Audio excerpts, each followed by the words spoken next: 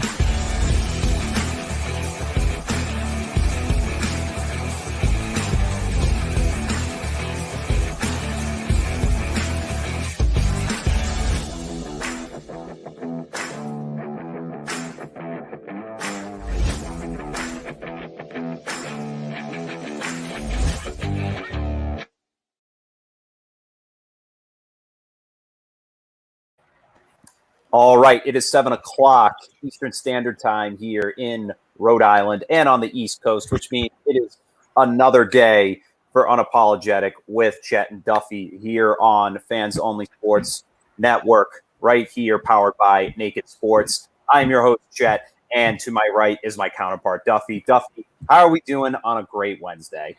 Doing all right, man. A lot to go down this week in the world of sports, and a lot to look forward to as well. And another Wednesday, another dollar between me and you, brother. And I'm excited to get into it tonight. Yeah, I mean, it's been a very hot weekend. I mean, I hope you got a lot of chance to go out and hopefully enjoy the weather. Yeah, it was nice. And I got a little bit of a tan, if you can see, a little darker. I can't really tell. Yeah, I can't. I mean, I also have this nice bright light in front of me. Yeah, of course. Also, in other news, I did get the first dose of my vaccine today. Ah, so, that's excellent. I like that. So did my brother, actually. Yeah, I know. I saw that, dude. I saw how he had a picture of his card.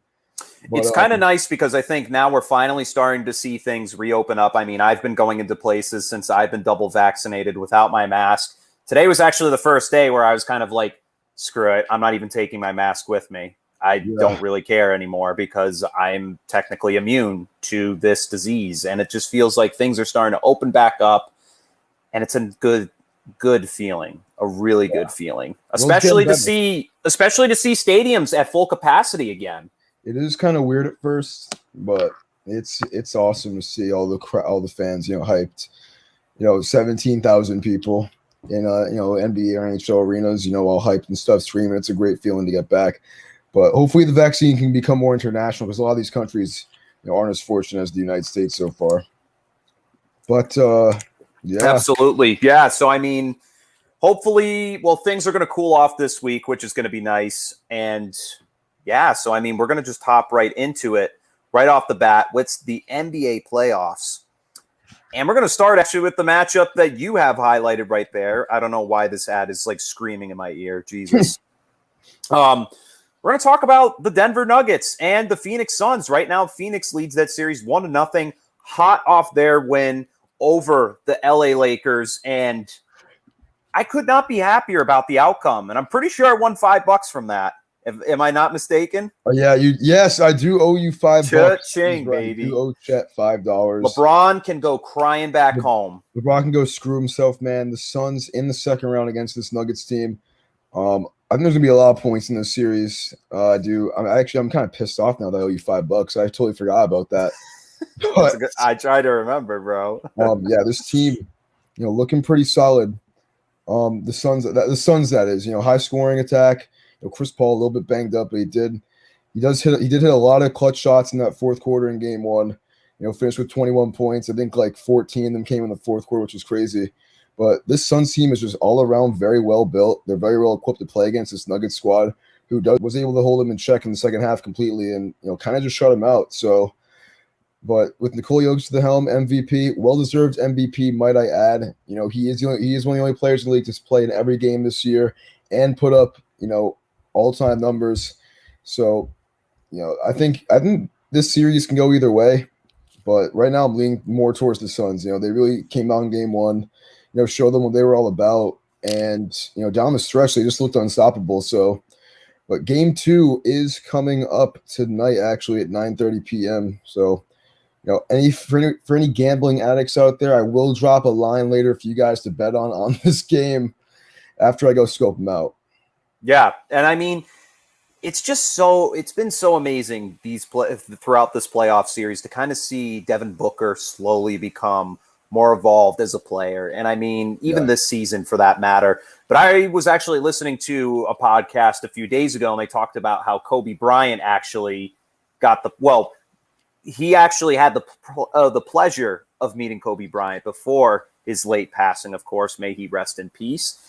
And he really gave him some really key advice that he can't let anybody stand in his way, and he's got to stay focused to be the best player that he can be. And I think he's proven that. The night before, it was a combined effort, really. But for the most part, Booker leading the charge with 21 points, combined there with Chris Paul for the same amount of points, and Mikal Bridges with 23 points to really help solidify that standing of where this team is against the Nuggets. So, I mean, they're going into this next game with a lot of momentum after winning 122-105. Give me the Suns tonight, baby. I really like what I see out of this team.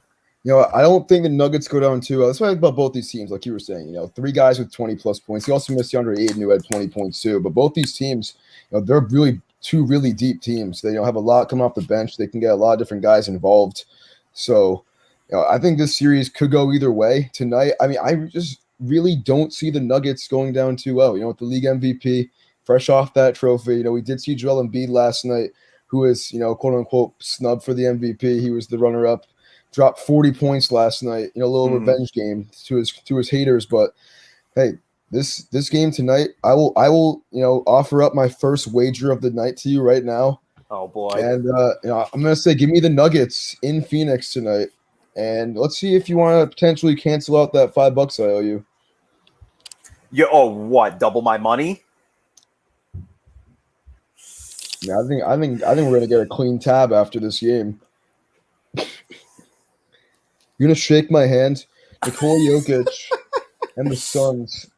Yeah, you know what? I'm willing to throw $5 on you right now for everyone to see.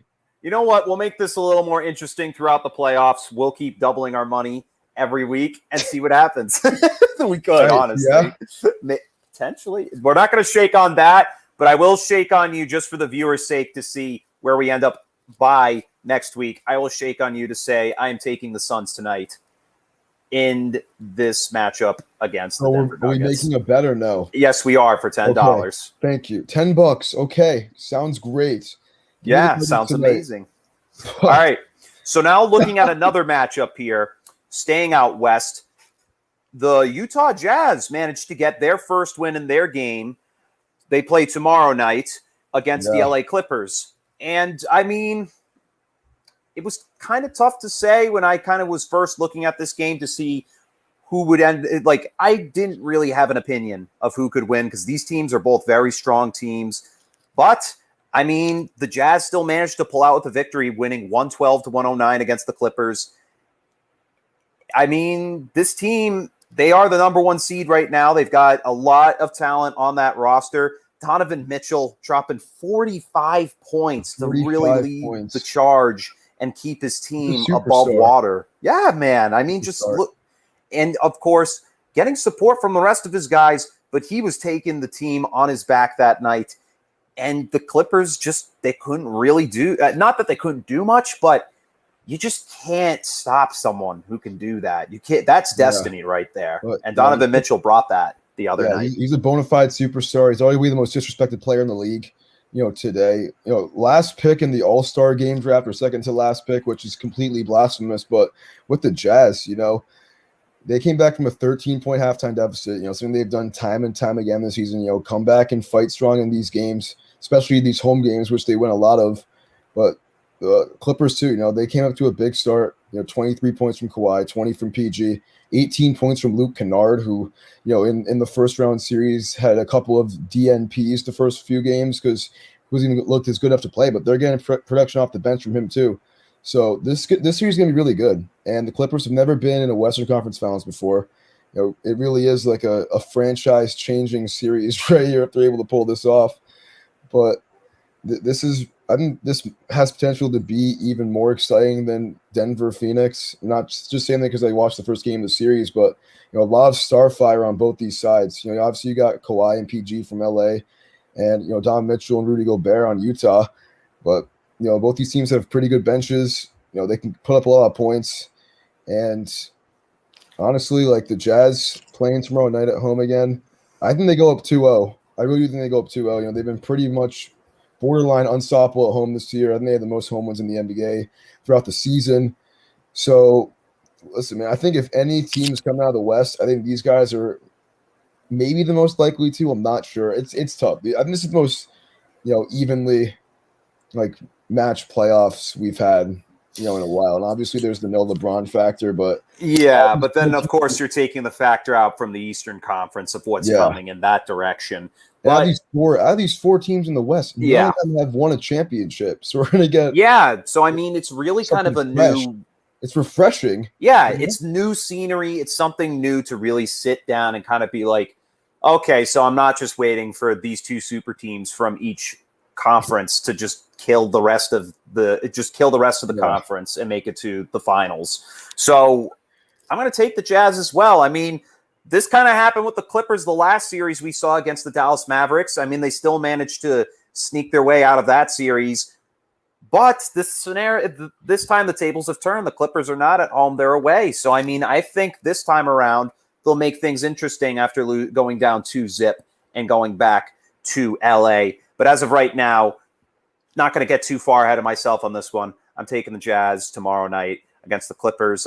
Like everything you said before, this team is they've proven that they're one of the most talented teams in the NBA right now.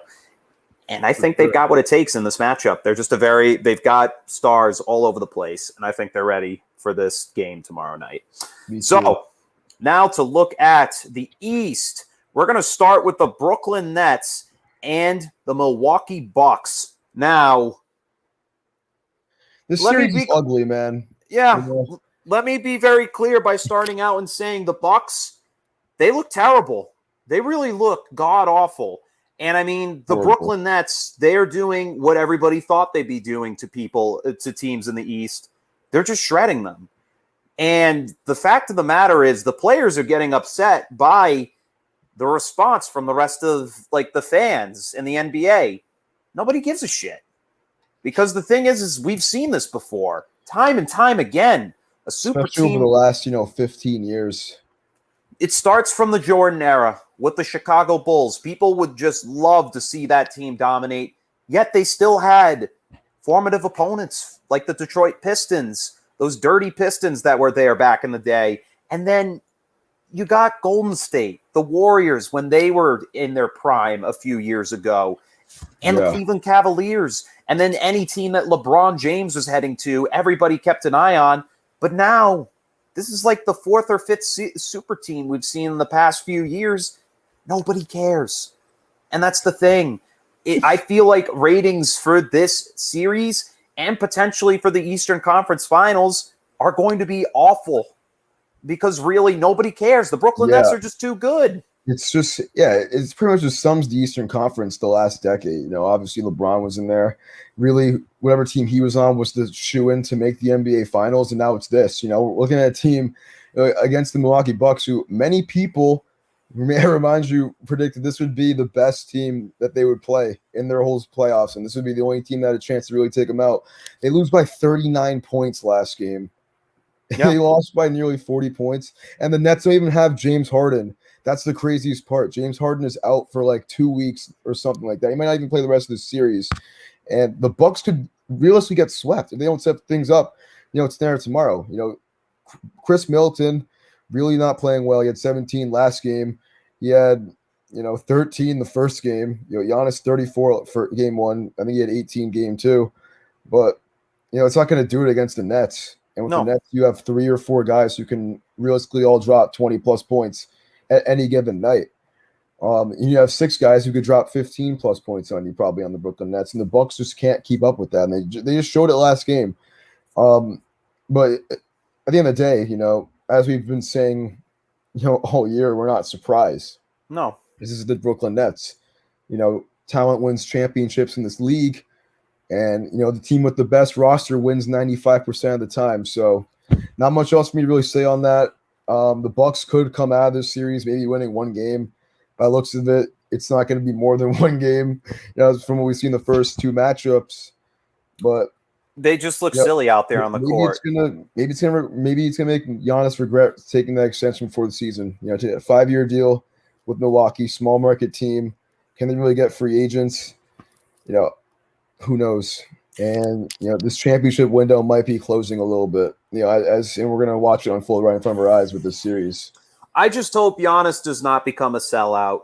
Not to say Kevin Durant. I mean, obviously Kevin Durant is a fucking sellout. We know that for a fact. But then the thing is people get a little ahead of themselves by saying like, Kevin Durant, you are nothing but a sellout. The bottom line is he's easily top 5 basketball player right now.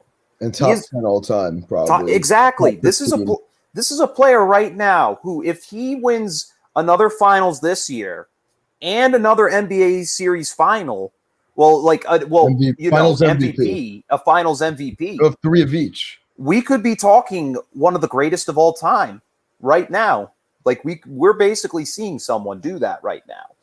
And the thing is Giannis, I have respect for him for signing that deal because he has potential to be a future Hall of Famer, a future NBA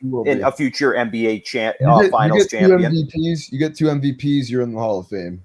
He could retire now and probably be in it, Yeah.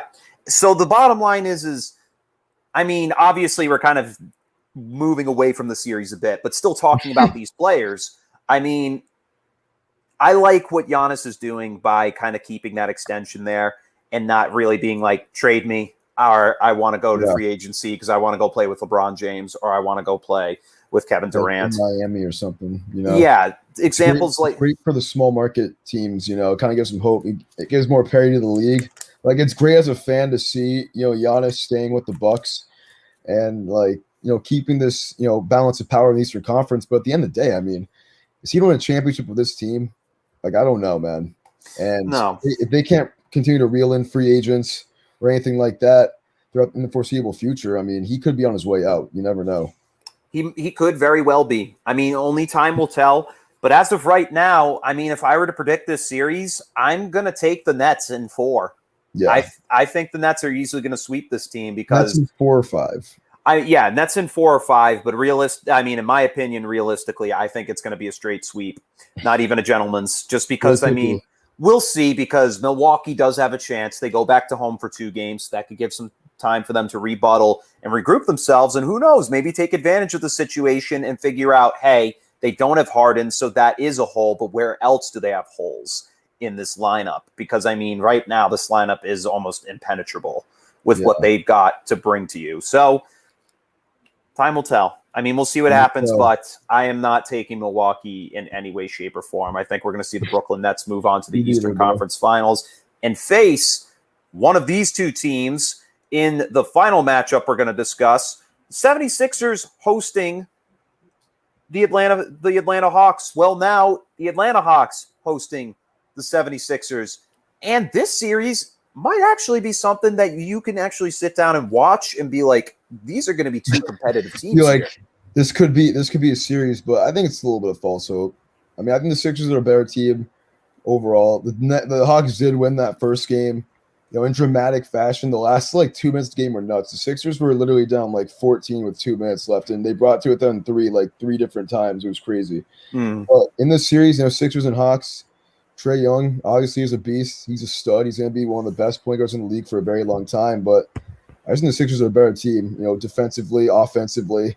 They have Joel Embiid, who's a beast, Tobias Harris, Ben Simmons, who kind of sucks here and there. He will have their own opinions on Ben Simmons, but yeah, I mean, in 2 games, Joel Embiid combined for 79 total points in which the is series. 40 a game. That is absolutely nuts. You can't make those numbers up. So, yeah, I think the Sixers win this series. No one, as from what I've seen the first 2 games, no one can really guard Embiid in the paint or outside, whether it's John Collins or whoever else they got going on the floor down there. So listen, Sixers win this series, I think, easily. I think it could be over in 5 games, 6 at most. Yeah. And I think they could win these next 3 games, honestly. But I think they're going to lose to the Nets regardless, because it is the Nets. Yes. And I mean, I'm going to agree with you here, but I'm going to take the Sixers in 6. I think the Hawks still have at least one more win left in the tank for them. Obviously, the Sixers are too talented of a team to really not be in the Eastern Conference Finals. This isn't the NHL playoffs. We all know that these NBA teams, which ones are exactly going to be making it into the next round, because there's no mystery. The Hawks looked good in their win, though, man. They played really well in that Game 1 victory. So who knows? I mean, like I said, sports can be weird like that, but for me, for basketball, and I'm pretty sure for people who watch the NBA and basketball, we all know what's going to happen. Yeah, it's easy to predict. It's definitely the easiest sport to predict. Which I wish it wasn't, because it used to not be. Me too, bro. It used to be so balanced, but who knows? But anyways, yes, Sixers in 6 for me. And that's basically it for the NBA playoffs so far. I mean, we're getting closer to the end, so hold on to it as long as you can for the most part, but also hold on to your butts, because we're going to hit a commercial break real quick. But when we return, we're going to head into the NHL playoffs, some more prevalent playoff news there. So stay tuned. We'll be right back.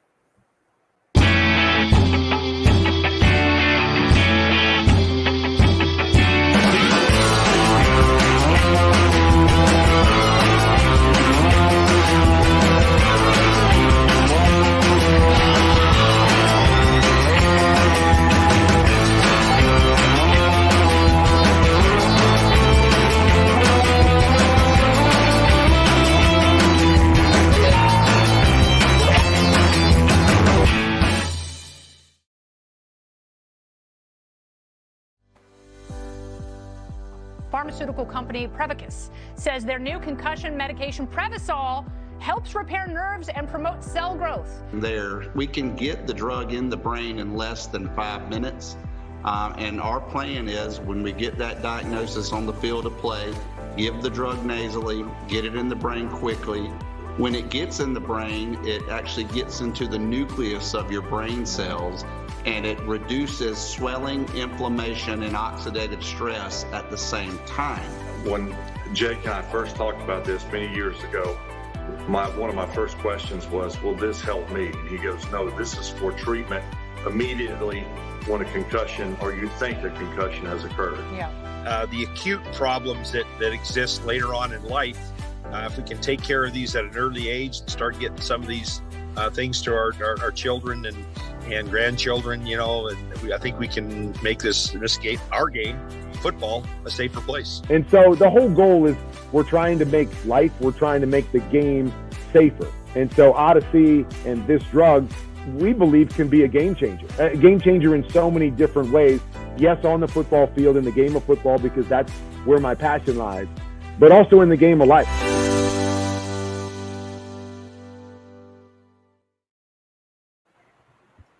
All right, welcome back to Unapologetic with Chet and Duffy here on Naked Sports, powered by Fans Only Sports Network.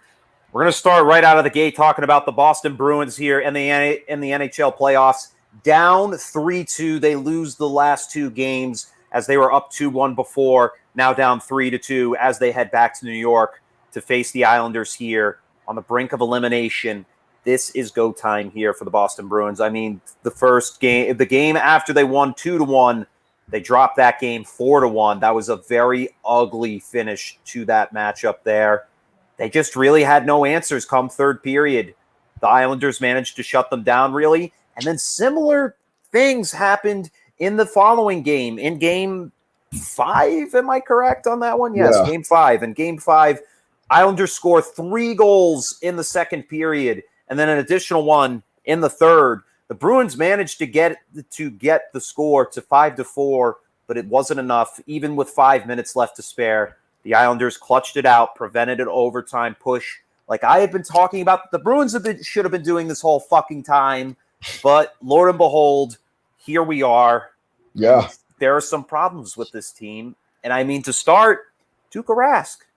Tuukka Rask has become an issue this playoff series, specifically this one. And people have been brought into the equation. Is it his health or is it just him? What's going on with this guy? Because for some reason, he's just not in the game right now. And it could be from plays that have happened.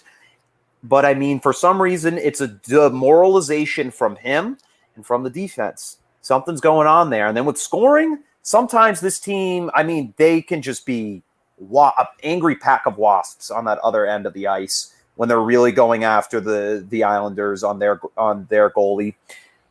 Yeah. And it's just tough for me to sit through because the Islanders managed to get such good goals. And bottom line, the Boston Bruins are the better team. They really are. Oh, yeah, they really are, you know. And we saw it those first few games. They're fighting adversity in all 3 of those games. They really could have been up 3-0, you know, if they just won that game too, where they rallied back from down 3-1 the third period to win the game in overtime, or to lose game in overtime, actually. I think the Bruins are a better team in the series too. And, you know, there was a lot of questionable officiating I heard over the last few games. I didn't watch the last 2 games, but it's really because I've seen that a lot on like TikTok and shit, and I didn't look into it really. You have no idea. Like it is like the last game, the Bruins were getting fucked. They had so many no calls come their way. And the Islanders, I believe, had at least 3 power plays. One of them was actually was a power play goal. So the Bruins, they're getting screwed right now by officiating, but the other problem is they're also causing penalties. And this is what's been costing them these goals. The game would be a lot closer, especially in the last game. We probably could have seen the Bruins tie the game and go into overtime in game 5. But once again, they're committing penalties that they shouldn't be. They're being sloppy at times, and I think it shows. Yeah, so, I mean, they really need to be disciplined this time around because this is it. They go to New York, and the Islanders, they're going to be pumped up. They're ready for this one. This game, the puck actually will be dropping in exactly a minute. So we'll see what happens. We should get a quick, live cover of that. We can. That's probably copyright issues, but yes, huge copyright extremely issues. Illegal to stream it on here, probably. But the Bruins, like you were saying, Chet, laying up a lot of goals, making silly errors, mentally, on the ice. But like you're saying, a lot of goals by these Islanders teams have been set up by the Bruins mishaps. 9 goals in the last 2 games, which is a pretty bad rate. It's unacceptable that they've allowed. And losing 2 in a row is a huge momentum kill for any team, especially if they're scoring at that volume too. Listen, a lot of people are gonna be picking the Islanders to win this game tonight, and I don't blame them because of those reasons. But Bruins, man, they're out for a vengeance. They've been getting screwed recently. We've seen them fight adversity in the past. We've seen them come back from 3-2 deficits before. So, listen, dude, I'm telling you right now, if we didn't already make a bet earlier in the show, if you weren't a Bruins fan, I would totally bet it with you on this, but you were not going to bet against the Bruins. So I'm going to do this instead. I'm going to use, some of the money in my account right now. I'm going to put $7 on the Boston Bruins right now. Do it. Number 7. Let's see their odds right now. I'm like 0-3 all time betting hockey. It's really tough. Let me see what the split is right now. They're -1.5. So yeah, the Bruins. They're -1.5. The over/under is 5. I don't want to take -1.5 in hockey, bro. Then they won by 2 goals, dude. on the road. I don't know. Yeah, I don't want to make this bet anymore. Screw What? this. You don't? I don't like the odds. The odds suck. Yeah, the odds are pretty bad for this one. I mean, it's going to be a tight game, but for me, this is my final consensus for next week. At least I hope it to be. But I'm taking the Bruins in 7. I think the Bruins are going to manage to be able to win this one by a slim margin, by at least a goal. My prediction for tonight is 3-2, the final, in overtime. I'm on the Islanders with you right now. If you bet on the Islanders, I'd kill you. At least you're being honest. That was the answer all of our Boston sports fans wanted to hear. Yeah. You know, so no one wants to bet on the Islanders, you know? No. I can't stand that team, but they have definitely proven to be a force to be reckoned with this playoff season. So we'll see what happens. And looking at the rest of the NHL right now for the playoffs, Carolina Hurricanes and the Tampa Bay Lightning going at it right now. Lightning, they currently, let me see, I believe they already won their series, right? Yeah, they already did. They won their series. A little gentleman sweep in 5. Hurricanes really didn't stand a chance against this team. I mean, I know they're the best team. Aren't they like the Nets of the NHL? They basically are. They won the Yankees, you know? Well, they won the whole thing last year, so I expect them to do it to be close to repeating. They're a juggernaut of a team. Yeah. So we'll see what happens in that series, but then taking a look in the West, the Colorado Avalanche taking on the Vegas Golden Knights. Right now, this game is pushed to Game 6. The series is tied, I believe. No, let me check. Vegas up 3 games. Oh, wait, yeah, no, Vegas is up 3-2. That's right. So that's such a weird, like. Mike-Andre Fleury has been amazing, though, this playoff series. Team abbreviation, VGK. That's so ugly. The Vegas Golden Knights. Yeah. But Vegas, dude, they can thank the talent of Mike-Andre Fleury, their goalie, because this dude has easily been one of the greatest goalies that the NHL has seen in a long time. Yeah, just he's a champion, too, you know? Yeah, coming from the Pittsburgh Penguins, drafted by this team in the expansion draft. They literally snatched him why from the Penguins want him, bro? No, okay, so basically the expansion draft works where if they create a team, the team gets to pick one player from each NHL team. Is that how it works in the NHL? Yes. I thought you had to, like... Something like that. That's what my brother told me today. Who told you that? Your mother or your brother? Brother, yeah. My mom told me. He doesn't watch sports. Because I know... Because I know in football, my mother. When like the Texans came in 2002 and like the Browns came back in 99. I'm wearing this Brown shirt, by the way. Didn't realize I just dropped them. Their name like that. But I remember I'm pretty sure they just like pick players that they don't want to protect per se. Yeah, that's basically the way it works. But it's still a player per team. I don't know why they wouldn't want to keep him. He could have had a little bit of trouble that season, but Mike-Andre Fleury, he's been excellent for this team in terms of keeping them afloat. I mean, being a leader too, you know? Yeah, I mean, the first game, absolutely awful, 7-1. That's really not good. But then after that, we see him really start to step it up. I mean, the Knights have won the last 3 games, especially the one in overtime. But you see 3-2 victory, 5-1 victory, 3-2 victory again. So they're definitely going to win Game 6. I think on it. No, the thing is I think the Avalanche. I'll bet $20 on it right now with you. $20. Cool your jets. A team that was down 0-2 and has won 3 games in a row is going back to their home stadium, their home ice. I'm saying the Avalanche is going to push it to 7, but I'm going to take Vegas still in 7. Yeah, but I feel like if the Avalanche won on Game 6, they'd probably win Game 7. You know. I don't know, man. That's just. Obviously, momentum is in their favor, but I'm going to take Vegas in 7. Momentum's a fake social construct we create in our heads. It's all a bunch of bullshit, anyways. It kind of is. I mean, either team can win, but obviously, one team will have a much stronger momentum going into the next one.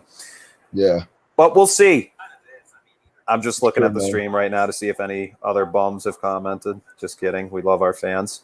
Yeah, we love our fans, man. We love you guys so much. Nah, it's just because if you're not a fan of us, you suck. But everyone who's watching is, so we love you guys. Oh, yeah. Keep watching me, guys. Keep watching me.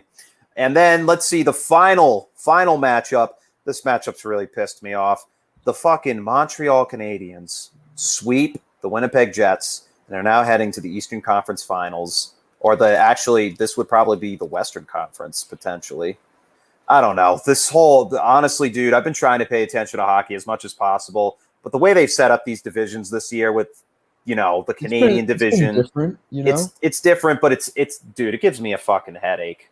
Like, I can't keep the teams. I can't keep where they're going straight at all at this point. Yeah. But Montreal's in basically the semifinals. They're nearly there. So I'm not happy about it. Bottom line. I mean, this team, like we've said before, Carey Price playing lights out. This guy easily, like I've said, like about Marc-Andre Fleury, one of the best goalies in hockey that we've ever seen. And he's just going to keep producing the way he's been. And the young core that this team has around, they definitely deserve to be where they are based on the way they've been scoring and the way they've been playing. So so who's playing who next round? Because Montreal won. I didn't realize that with the bracket. Yeah, exactly. Let me see. NHL playoff. Three of these teams are in the East, Exactly, bro. That's why I'm kind of confused the way it's set up. So let me just take a look here real quick. Yeah, that is weird. I didn't realize what exactly you were saying. But I'm on Wikipedia right now. Montreal will play either the winner of the win. Vegas and the Vegas Golden Knights and the Colorado Avalanche game, and Tampa Bay is going to play the winner of the Boston Bruins, New York Islanders matchup. So technically, Montreal's in the West this year for the semifinals. Good looks. Shout out to Montreal, man. Nah, fuck them. Shout I hate that team. Nah, fuck Screw the Habs. All right, so Bruins, push Game 7, please, for the love of God. Please. You'll have home ice advantage the next game. Just fight your freaking hearts out tonight. Playoff hockey, man. That's all we need. We just want some postseason in Boston. We're fed up with being losers this year. Yes, absolutely. You're literally our only choice, only chance. I mean, speaking though of potentially, basically not losing teams right now. We're going to get to that in the next segment. So that's a wrap right here for the NHL playoffs. We'll see where the Bruins end up next week, and obviously we'll give you more reports when that time happens and our thoughts on the series if they manage to inch out a win over the New York Islanders. I have strong confidence that they do in 7. But until then, we're going to be heading into some MLB talk right after this commercial break, so stay tuned. Yep.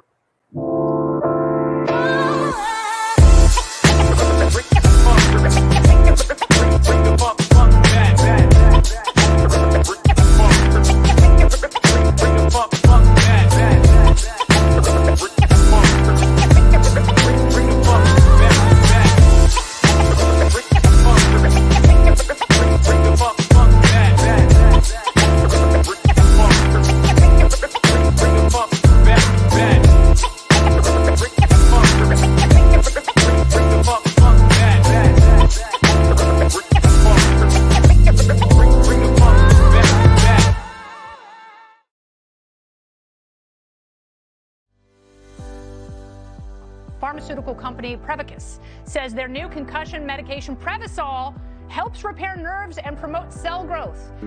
We can get the drug in the brain in less than 5 minutes. And our plan is when we get that diagnosis on the field of play, give the drug nasally, get it in the brain quickly.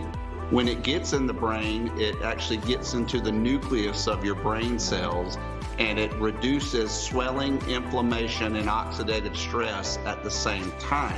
When Jake and I first talked about this many years ago, one of my first questions was, will this help me? And he goes, no, this is for treatment immediately when a concussion or you think a concussion has occurred. Yeah. The acute problems that exist later on in life, if we can take care of these at an early age and start getting some of these things to our children and grandchildren, and I think we can make this game, our game, football, a safer place. And so the whole goal is we're trying to make the game safer. And so Odyssey and this drug, we believe, can be a game changer in so many different ways.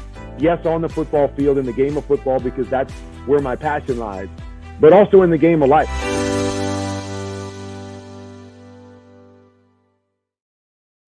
Welcome back to Unapologetic with Chet and Duffy here on Naked Sports, powered by Fans Only Sports Network. Heading into some MLB talk, we're going to be talking about my favorite baseball team, the Boston Red Sox. Looking hot AF lately. Definitely. I mean, just basically when we talked last, they had just won. They had just lost when we talked last, and to Houston, correct? They won 5 games in a row after that, sweeping the Yankees in the Bronx for the first time since 2011. Think about that. First time in 10 years we swept the Yankees in the Bronx. Huge news. I heard that stat the other night because my boy was betting on every game, and it was awesome. He won a lot of money. But the Red Sox, we had some doubts about these boys last week. Certainly, easing our doubts, over the last week. 5-1 their last 6. Their only loss came yesterday. They're currently up 2-0 over the Houston Astros at home. And, this stretch that we said would be the toughest of the season for them, they've been looking great so far, man. Yeah, they're really stepping up to the occasion right now. And, I mean, the good news is we kind of caught the Yankees at a good time, really, in their tenure because, we'll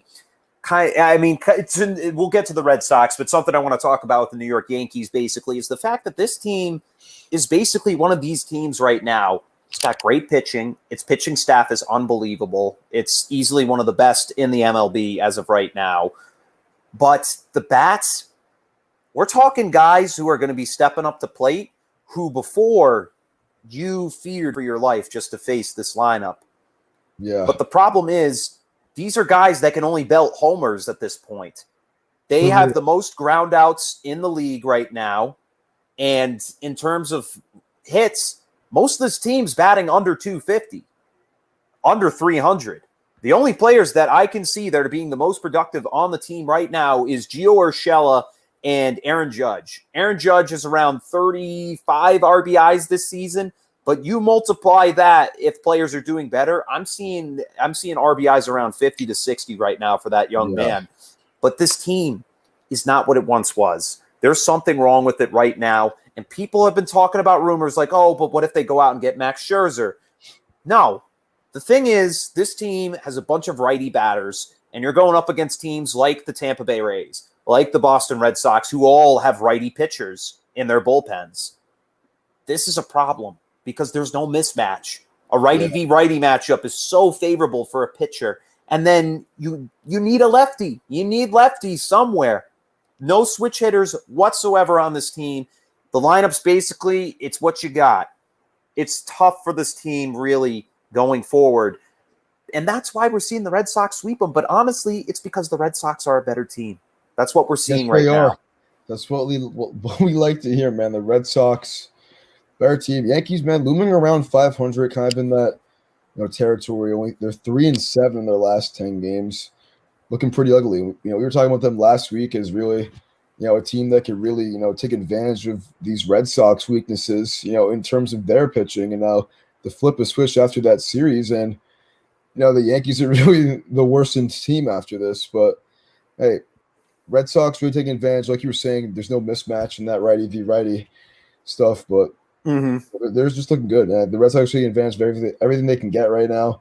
I'm actually going to go see the Red Sox next Monday. Pretty hyped about it. Yeah. Let me see. They're playing the Blue Jays. A bunch of other dudes against the Blue Jays. Yeah, and that's a team that's actually Baldy on the mound. Ooh, that's going to be. I mean, he's the ace as of right now, but better than Erod. I'd rather watch Valdi than Erod. Yeah, but some more Red Sox talk to get into right now. Just a quick side note: Chris Sale saying he's 100% going to be playing this year, and he even said, very bold statement: if I had to decide, I'd play tomorrow. Because this man that right now. I believe as of last night or a couple nights ago, they had him on in the outfield. He's been doing bullpen sessions. They said they've gotten him up to 25 pitches so far, but it's going to be a day-to-day process, getting stronger as he goes on. And looking at Chris Sale's totals for career-wise, an ERA of a 3.03. That's very good for a pitcher of his caliber. And then strikeouts, over 2,000 career strikeouts. That's unbelievable. For a guy like him, and he's only 32 years old, man. That's the crazy part. Yep, he's still got a long career to go. I mean, I was kind of looking at numbers last night, and I mean, he's kind of on pace to overstep people like Felix Hernandez of the Seattle Mariners, Adam Wainwright of the St. Louis Cardinals, and potentially get closer to players like Max Scherzer, who was around 36 actually this year. I mean, he's still got a few more years to go. Max Scherzer is still easily one of the most dominant players, and that's somebody that people are saying the New York Yankees should get, like I said before. But, I mean, Chris Sale, he's still easily one of the best pitchers in baseball right now. Who knows? Maybe we'll see this man go to the Hall of Fame, but it's good to see him slowly getting there to get back in the lineup. Hopefully, I'm praying by the All-Star break, or maybe even before the All-Star break, the Red Sox will get Chris Sale back, because this will boost their starters up a lot. They've fared great without him so far in terms of overall record. You know, the pitching stats obviously could be a lot better if he was in the lineup, but you know, we've been saying this a lot. You know, that when he comes back, the Red Sox are going to look like a completely different team.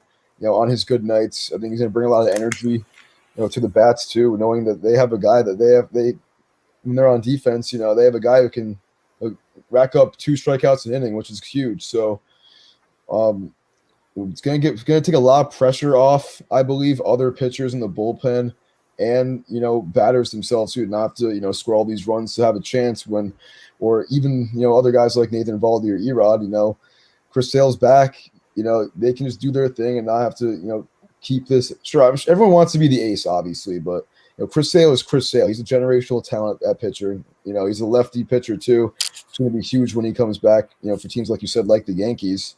Yeah. So I'm excited for his return. Absolutely. Definitely one of the most hyped players in the league. Definitely one of the most talented players in the league. And he's going to make an impact, man. Mm-hmm. No, I totally agree.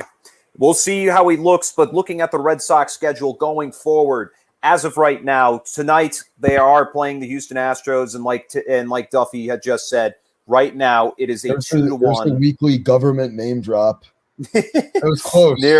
I nearly slipped there, but you know, I'm keeping it together. Do not worry. I obviously have an advantage over you in that regard because it's just more funny to say Chet, you know. Yeah, I call you Chet in general. No one calls you by my last name. Yeah, exactly. Except but for back weirdos. to the schedule, man. Yeah, I mean, right now, Red Sox hold a 2-1 lead over the Houston Astros. The Astros really have had this team's number. They are currently up on them in their series all time right now, 5-1. Not a very good look for this team going forward. Well, 4-1 actually. Excuse me. I'm getting ahead of myself here. We'll see what happens tonight. Then they finish off their series tomorrow night against them. Eduardo Rodriguez will be on the mound. They stay at home for a 4-game series against the Toronto Blue Jays. You will see Eovaldi take on Alex Manoah, who right now is a 23-year-old pitcher, prospect actually, that came up for the Blue Jays. 1-0 right now with a 386 and 12 strikeouts for him right now on the year. So we'll see what happens to Duffy and his crew when they go to Fenway to see these guys play. And then the Red Sox will head on a road trip to play the Atlanta Braves in 2 games. They played 2 games earlier where they split those 2.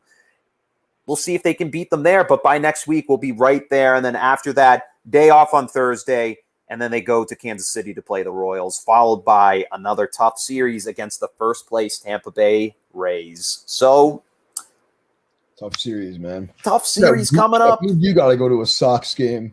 I'm looking at the schedule right now, and I mean, let's see. It's a good game to look at. I mean, me, you, Michael, and Matt. Let's go. We could. I mean, we got the Phillies coming up. We got the Yankees. I mean, let me see. That's the first half. Let's discuss this right now. I'm going to look at the second half of the year. Go to Tampa Bay and get like $10 tickets. We could just go to Florida. They're good now, so they wouldn't be $10, but late July. I mean, this would be tough. New York Yankees. They're playing in late July. The Blue Jays again. Let me see if there's any other teams in August that come up around my birthday. There's the Rays, the O's. The Rangers and the fucking Twins. Get the hell out of here. This is terrible. I mean, you do have an Orioles jersey. They do play Cleveland the following month and Tampa again. Because I know your birthday by heart. They're playing Playing the Rays on your B-Day. They do play the Mets later in the year, but that's in September. You'll be in school by then. Yeah, I can make a road trip. We'll figure something out. Yeah, we'll look at it. Looking at the rest of the league right now, in terms of batting leaders, Nicholas Castellanos leads the league with batting average at 357. Right now, I don't see any Red Sox players up there anymore, so that's no good. No good at all. In terms of RBIs, no longer is Rafael Devers the leader. Austin Meadows of the Tampa Bay Rays leads with 48. Vladimir Guerrero Jr. tied with Ronald Acuna Jr., the two juniors, with 18 home runs on the season so far, with Fernando Tatis Jr., Shohei Ohtani, and then Jesse Winkler following behind with 17. And then looking at pitching right now, Aaron Seville, Julio Urias, and Jack Flaherty currently lead the league with 8 wins. Shane Bieber and Kevin Gausman fall right behind with 7. Jacob deGrom still on top with ERA at 0.62. Kevin Gausman has shocked me because that dude fucking sucked with the Baltimore Orioles, but he is a gem for the San Francisco Giants right now, pitching 1.27 ERA. And Brandon Woodruff, that guy is unbelievable, pitching 142. He sucked is what he said. That was Dude, awesome. He fucking sucked. Terrible. He was god awful. The Red Sox were knocking dingers off this dude. Unbelievable. And then looking at strikeouts, Shane Bieber, this guy managed to win the AL Cy Young Award last season. He is currently on pace to potentially try and do it again. 122 strikeouts for this man on the year. Currently leads the league in strikeouts. Whew. That's a lot of breath that I obviously do every week for the MLB. But we're not done just yet. Looking at the standings real quick, Tampa Bay currently leads the Red Sox by 1.5 games there in the East. And then in the Central, Chicago has gained some ground there in their division, currently leading the Cleveland Indians by 4 games in first place. The Oakland A's only up by 1 right now on the Houston Astros, who have won 2 straight. A's did manage to cover some ground in their win the other night. And now looking at the NL, 2.5 games behind are the Atlanta Braves behind the New York Mets. New York Mets have started to pick up their pace in terms of their bats and their pitching. And then the Milwaukee Brewers managed to overtake the Chicago Cubs. They have won 5 straight games, 9-1 in their last 10. I really like what the Milwaukee Brewers ball club brings to the table. And then out west, Giants managed to retake their spot from the San Diego Padres. It's going to be tough, man. I mean, right now, I did not expect the LA Dodgers to be 3 games out of first, but it's going to be a 3-way battle between the Padres, Dodgers, and Giants. Colorado Rockies and Diamondbacks are basically done. Diamondbacks are 19 games out. They are the worst team in the MLB this season. So, once again, that is a wrap. Besides that, we have one more thing to talk about in the MLB, which is performance enhancement, foreign substance mess that is going on right now.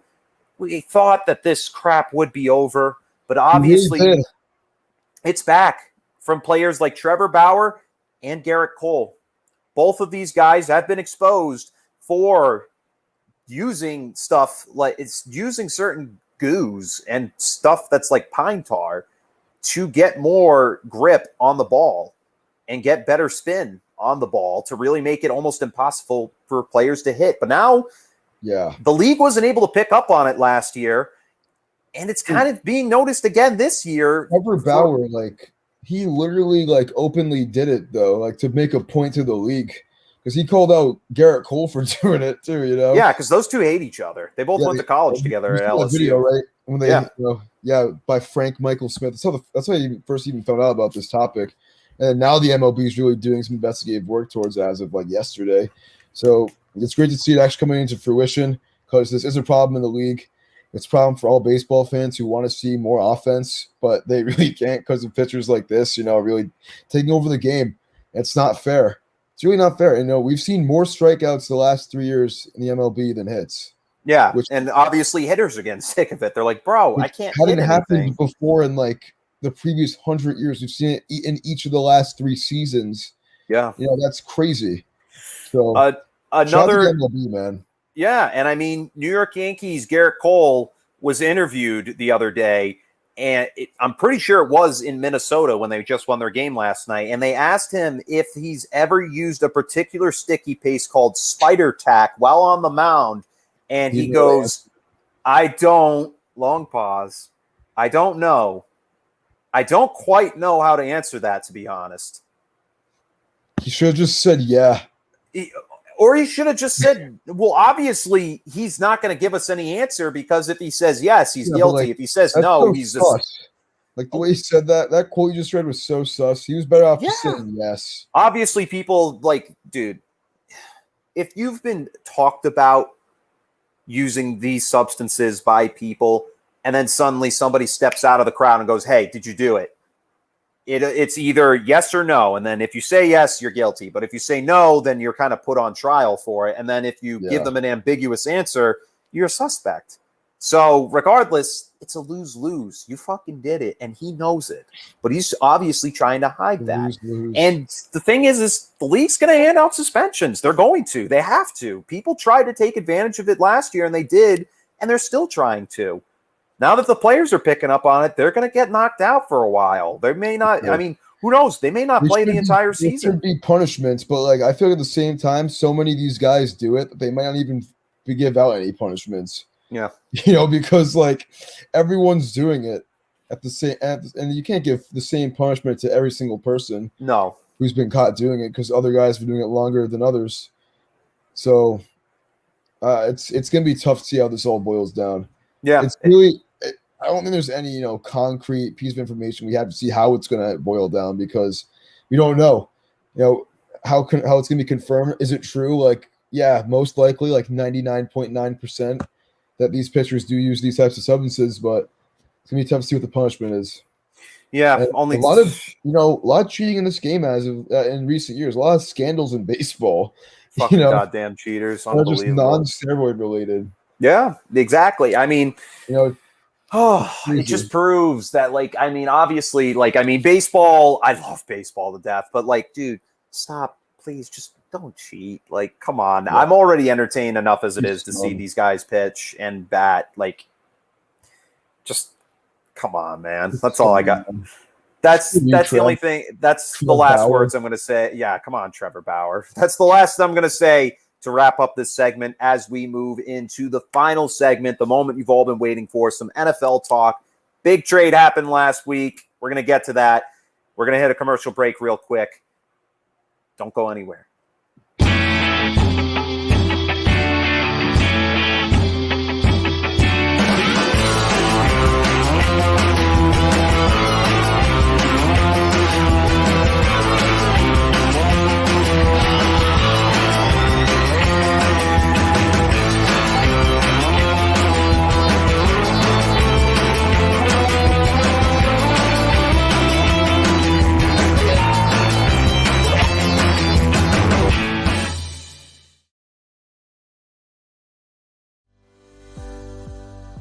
Pharmaceutical company Prevacus says their new concussion medication Prevacol helps repair nerves and promote cell growth.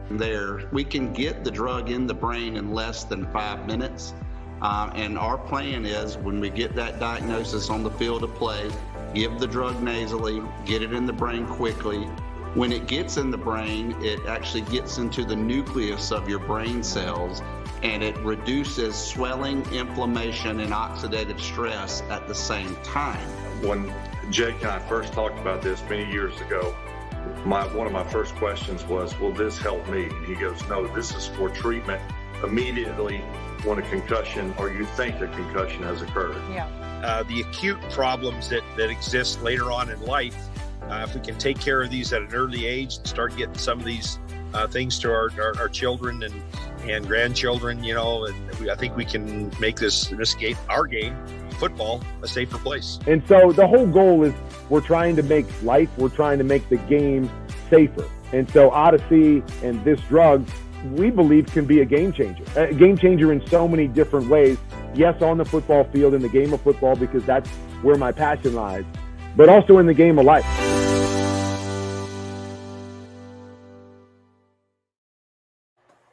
All right, welcome back to the final segment here of Unapologetic with Chet and Duffy. to wrap up the segment tonight, we're going to be talking about Julio Jones. The trade is finally done. It's finally out here. of Atlanta.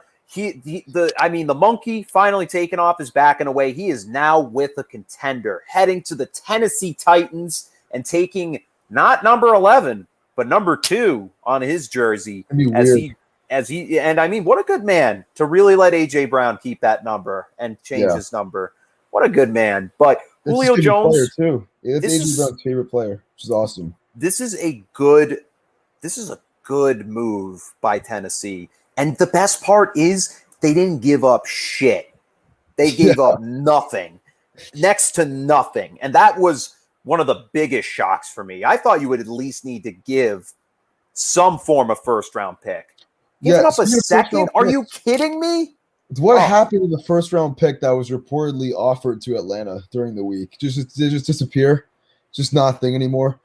This is a total win for the Titans. I completely agree with you. Didn't have to give up shit. Now you get two, you have 2 number 1 receivers on your team. It's as simple as that. You have AJ Brown and Julio Jones, 2 guys who can be number 1 anywhere they go. 2 guys who could, honestly get 1,200 yards next year apiece next season. And you have Derrick Henry, a guy who's going to rush for another 1,500. So this Titans offense, I think behind the Chiefs, this will probably be the best offense in the AFC. That's the top 2 offense in the AFC. I think they've, re-solidified themselves as the best team in the AFC South. Best offense, at least, because these offenses a lot of question marks. Tennessee's defense has a lot of question marks. But I think, the star power on this offense, as opposed to, the Colts, I think this team is the best team in the AFC South, bro. I mean, Ryan Tannehill, I've seen a lot of shit about Ryan Tannehill, about he's not going to, make Julio any better and how he's not a good deep ball thrower. Ryan Tannehill last year had 31 touchdowns and 6 picks. And if you've seen him play the last 2 years in Tennessee, he can throw the deep ball. He can find the open guy, and he doesn't make a lot of mistakes too. So this is a match made in heaven. You have a Titans team that looked bad in the playoffs last year on offense, only scored 13 points. Now you got Julio Jones. You have 2 vertical guys on the outside who's going to make plays, going to get up and catch the ball in traffic, and move the sticks. And that's what you need. In this league, is guys who can just keep drives alive and get in the end zone. Julio Jones is the prototypical receiver. He's the template for a perfect receiver. He's got the build, he's got the height, he's got the hands, he's got the the speed and everything. And I think AJ Brown, when I see him play, he's kind of like Julio Jones in a way. So when you have 2 of those guys in the same team, it's going to be a doozy for other defenses. And I think right now, the Tennessee Titans have basically set their offense up to compete with the Kansas City Chiefs, to really compete with the Buffalo Bills, with the Baltimore Ravens. I think right now we could see this team probably overtake those 2 other teams that I just named and be neck and neck with the Kansas City Chiefs offensively. I think these are 2 juggernauts, like you said, with A.J. Brown, Julio Jones, Derrick Henry. I mean, stacked. Yeah, dude, and the Titans, they're a team that was up 10 on KC in the AFC Championship, just a year ago. In the first half, at least, they ended up losing by 11 points. But just a big doozy for them to lose in the wild card round to the Baltimore Ravens and then go, okay, I see how it is, and make a trade and get this guy. Great move by this team. But now the question is, will we see Julio's numbers drop? For me, personally, it's tough to say because Ryan Tannehill, we're going to see him run the ball a lot with Derrick Henry, but they're going to have to set Julio and A.J. Brown up in certain situations to get open so Tannehill can make these good passes. Because Tannehill, he's no Patrick Mahomes. He's no Josh Allen. He's no Tom Brady. He's Ryan Tannehill. We all know who Ryan Tannehill is. He's definitely better than what he used to be, the joke that I used to see him as. I can see he is a solid bum. Yeah, but now he's proven he's a solid starter, and he can lead his team somewhere when you've got the right pieces for him. Granted, they don't have a tight end position, but for me, I think we might see both receivers on this team. He's their tight end. He's solid. Yeah. I think he's all right. I think we may see one of these receivers reach 1,000 yards, and I think it's going to be Julio Jones. I think we'll see them both if they're both healthy for 16 games. A.J. Brown last year just over 1,000 yards. Corey Davis had 984 yards last year in the Titans. I think he missed a couple games too, and that's. And he's. I mean, we know the NFL to be a passing league, so the question is this team going to become a passing team more so than a run team? I mean, I think we're going to see more of a balance, for sure, because you can't get a guy like Julio and not utilize him, a lot. He's going to get his targets because he is Julio Jones. He wants to win. He wants to make plays, because he is, a Hall of Fame receiver. So I don't think there's any way that they get Julio and then put him in a position where he's not making plays, And I think because you have so much star power on this offense, you have Derrick Henry, who you're going to be seeing 7 guys in the box at any given time, 7-8 guys in the box at any given time on offense. Julio and A.J. Brown, they're going to get open plays downfield just because of that, Yeah. You only have they're going to have the best play action game in the league. They already did have one of the best play action games in all of football last year, in the year before that too. And, with Derrick Henry in the backfield, you got 8 guys in the box. Dude, I mean, and 3 guys to cover Julio and A.J. Brown. I mean, I think we will see this team definitely excel because Tennessee Titans last season, 4th in total offense in the league. Granted, the 2 top teams and the team below them 2 spots below them, the Kansas City Chiefs sitting at number 6, passed for over 4,000 yards, while the Tennessee Titans only passed for 3,653 yards. Mainly the reason why they are number 4 is because of their rushing attack. 2,690 total rushing yards with 26 rushing touchdowns. But then through the air, 33 TDs and 7 picks. That's unbelievable. So I think we're going to see Tannehill's numbers go up. I think we're going to see him reach 40 touchdowns this season through the air, potentially. I think we may see him. That was the most blasphemous thing you've ever said on this show. I think we could see him go for 35 plus. I think he's going to throw 40 touchdowns this year. You never know, dude. You never know. We'll see what happens. I mean, there are 17 games, so it's possible. But 40 is still a lot. And he's got studs. Touchdowns. That's almost 3 touchdowns a game. That's 2.5 touchdowns every game. That's tough. Yeah, absolutely. But, it's tough. Hey, if anyone could, if there's a good sleeper pick for MVP this year, I think Ryan Tannehill is one of them. I think so too. He's a sleeper. Now, yeah, I definitely think I totally agree with you right there. Another dude that we need to talk about, though, 2 dudes who really have potential to get traded. We'll start with Deshaun Watson right off the bat. Recently, Kareem Jackson was on a podcast in which he mentioned that he has a great relationship with Deshaun Watson, but then dropped. And this is kind of weird that he would mention this on air. Deshaun Watson wants to leave Houston, and we know he wants to leave Houston. But his destination, the Denver Broncos. Very interesting team. That's a very interesting team. I think it makes sense, staying in the conference, not just dipping the AFC entirely. And, the Denver Broncos, 2 really good young wide receivers in Cortland Sutton, Jerry Jeudy, and KJ Hamler too. They're a team on the rise, and they're really a quarterback away from being, solid. But I don't know, man. I think that's kind of weird because I don't know why Deshaun Watson would want to play the Chiefs twice a year as it is. That's tough. Yeah, and I mean, or Justin Herbert or even you could say Derek Carr. That would be a really tough division. Yeah, I mean, like you said, Cortland Sutton, Melvin Gordon, Jerry Jeudy, Noah Fant. He's got the weapons there. It's definitely a much more upscale destination than Houston is right now, with David Johnson and Brandon Cooks being the only bums to throw to, really. So I don't know. And honestly, that old line kind of scares me in Denver. It's young. And I guarantee we're going to see Watson run like hell over there and potentially get hurt. That's a sick Photoshop, though, that picture of Deshaun Watson. I really like that. Yeah, he could run like hell. I mean, I could see this as a destination for him, but I don't know. Yeah. You never know, man. Yeah, I mean, if anything, he could double the numbers. Give up a solid amount. Maybe Drew Lock or one. They just traded for Teddy Bridgewater too. So yeah, the Denver Broncos last season ranked offensively 28 overall, only passing for 3,451 passing yards, 21 touchdowns, and 23 interceptions, with only 1,900 rushing yards to speak of. I think with Deshaun Watson, we could see them more close to the top 15, maybe even probably top 15, I'd say. That's where I put them. because Deshaun Watson led the league in passing yards last year. Playmaker, you know? That's a playmaker who can do it all.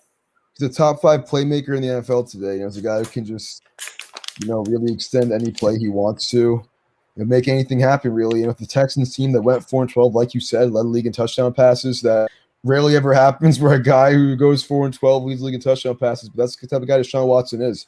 Despite his allegations, I still don't fuck with him like that. You know, fuck Deshaun Watson, by the way. That's the last thing I want to say about this dude. Yeah, fuck that guy. I saw the word allegation at the bottom of the screen. I'm like, you know what? Fuck this guy. Yeah, no. And another guy that I want to say fuck you to as of right now is Aaron Rodgers. This is a guy who's so self-conceited, just so fucking full of himself. Like, shut the hell up and play some football. Show up for your team. Be there for your team. Don't be a little bitch like you have been. Yeah, dude. He kind of is. Dude. He's always been like that, though, you know? Like, how do you have beef with your family, you know? It's unreal. And now we're seeing he's not showing up to camp, and he's not. And apparently, Aaron Rodgers was never going to be in Green Bay this week, even though this was a mandatory minicamp. This guy's protesting. Dude, did you see where he was at last week? He was on vacation with Miles Teller and his fiance. What's her name? Shailene Woodley. Oh my God! Talk about an actor who I haven't seen in a movie in a few years. Like Miles Teller. Yeah, dude. The Miles Teller movie I've seen is War Dogs. You know that movie? Yeah, I do. Whiplash is better. Watch good Whiplash. Ass movie though, dude. It's a good movie. It's good, but no. Watch. I was like 15 when I watched it. I probably thought it was 6. I was thinking into a rated R movie. It's okay. It's Todd Phillips. Todd Phillips did The Hangover and Joker. Those two movies are better than War Dogs. Those dudes. Yeah, What's that? Aaron Rodgers. Honestly, at the end of the day, Aaron Rodgers, generational talent. The Packers should trade this dude before it gets even worse, or he becomes even more untradeable. Because I don't think he. Sorry. Oh my goodness, that was gross. I don't even think he would play next year, even if he was on the Packers roster. You know, I think he would sit the season. I've seen reports say actually that Jordan Love is like 100% confident he can be the starting quarterback. That's what I think it's going to be. So, dude, if you're Aaron Rodgers, you've been on this team for 16 years. You know, some say you don't have nothing to prove. I think he does have more to prove. I think he really is. I think he's going to leave with more than one ring, dude, because he's too good to only have one ring. Yeah, you can't have less rings than Eli Manning, bro. You know. Yeah. I can understand why he's fed up, and we've talked about why the Green Bay Packers are going on a downhill spiral and how this is the last year that they have. But if they lose Aaron Rodgers, it's over. But he's just a conceited douchebag, right? Yeah, he is a conceited. I mean, Green Bay's numbers last season: total of 6,022 yards of total offense, number 1 in the league in total offensive yards. 4,106 passing yards, 48 touchdown passes, and 5 picks with 2,118 rushing yards and 16 rushing touchdowns. This is the number 1 offense with him at the helm. And you mean to tell me this guy is complaining that they can't win a Super Bowl? I mean, listen, man, I totally agree with you in that regard. I mean, Packers – number 1 offense. I mean, sure, that's a good stat, but like most of it is Rodgers at the end of the day. He's the playmaker. He makes everyone around him better. But I think that's what we're going to see next year, you know, out of this team. If the Packers win, 10 games with Jordan Love at quarterback, that kind of stains Rodgers' legacy a little bit, to leave a team that goes on and still does well without you. I mean, that would be pretty devastating to his legacy and be a tarnish to his reputation. But at the end of the day, I mean, those stats, I think most of them are a product of Aaron Rodgers. I think a lot of it doesn't have to do with what the product on the field is because, watching the Packers offense, you can tell they have a lot of good players. Yeah. The receivers, even a guy like David Bakhtiari in the offensive line, their whole line themselves, running backs are clean, Aaron Jones. Even the tight end situation in Robert Tonyan. I didn't even say Devontae Adams' name yet either. So, this is a really talented team on both sides of the ball. I even saw a top 20 players in the league ranking yesterday, and the Packers had 4 of them. Top 20. They had Rodgers, Jair Alexander, Adams, and Bakhtiari, So I don't think it's safe to say that the Packers haven't given Rodgers help. I think they've disrespected him in their search for the future by not involving him in certain things because this is Aaron Rodgers' team at the end of the day. He is the face of the franchise. So, him running out, I think he has the right to, because it's been a long time here. For me, dude, though, the thing is it's been a long time, but he's been good, dude. He's been a beast. The thing is Hall of Fame numbers. For me, the problem is he's a little bitch. So this dude is like really sucking on he's just really, how do I put this? Okay, here we go. Start over. He is basically just totally putting his image is I'm the team. That is not what the front office wants. Yeah, obviously, because that's not the way this team can work. It has worked, sure, in the regular season, but it's been proven that in the postseason, you need other players to do shit besides Aaron Rodgers. That defense is a big reason as to why. I mean, they're solid. They are not elite. I don't care what the fuck you tell me. They are not an elite defense. If they're playing in Lambeau, oh yeah, dude, they got it all day. Per se, we did see Tampa Bay go in there last year and win the NFC Championship and then the Super Bowl. But if you're talking about them going to San Francisco 2 years ago and getting their ass kicked 45 to like 20, like that was bad. That is terrible. That was one of the worst. That was one of the worst outcomes in a championship I've ever seen. And the bad thing is, I expected it too, because it just proves Aaron Rodgers is being a bitch because he's mad that the front office is trying to keep him out of front office moves. You don't need to do that. I can kind of see why he'd be mad about that, Chet. Bro, you're the quarterback for this team for 16 years. You're the reason, or dude, you're telling me the last like 5 years the Packers would have been able to go without this dude. I'm not saying that, but the problem is, dude, if you get a little too close, like this guy has for quite some time. Turn my light back on for this. You said some bullshit at me, Chet. No, think about this. Think about Tom Brady. That dude constantly did not have the best weapons in the NFL. Aaron Rodgers has had people like Jordy Nelson, Greg Jennings, Devontae Adams, big name receivers, and in their respective times, come up and really easily be one of the best offenses in the league. You see Tom Brady only work with players like Rob Gronkowski, Wes Welker, and Randy Moss in each separate for like 2 years or 3 years. Rob Gronkowski and Wes Welker were easily the longest tenure with Tom Brady. But despite that, there's nobody else for Tom Brady. And did he complain? You didn't even say no. Edelman, man. Where's our Edelman respect? Obviously, Edelman, but like, dude, I'm talking about like top 10 playmakers that are going to be there every single week. This guy puts Mac fucking Jones as the background. But to finish my rant here, Rodgers, it's about him. It's only about him. And that's the only thing he's trying to perpetuate is this is about me. And it's like, no, this is about the team. And right now, Aaron Rodgers is proving he is not a team player. In the NFL, that is what makes it my favorite sport my favorite sport. The team aspect around it's a team aspect. It's not about the fucking players. Sure, the players do make it amazing. They do make it more interesting, but it's about your team. Because at the end of the day, the team is what's going to get you that win. The quarterback can't do it all. The running back can't do it all. The safety can't do it all. The D tackle can't do it all. It's the team that wins you that championship. And the Aaron Rodgers is missing the whole point. Yeah. I mean, Chet, I don't agree with you completely. I agree with you some parts. But if I'm Rodgers, dude, and you don't even call me when you draft Jordan Love to tell me you're taking a quarterback, dude, come on.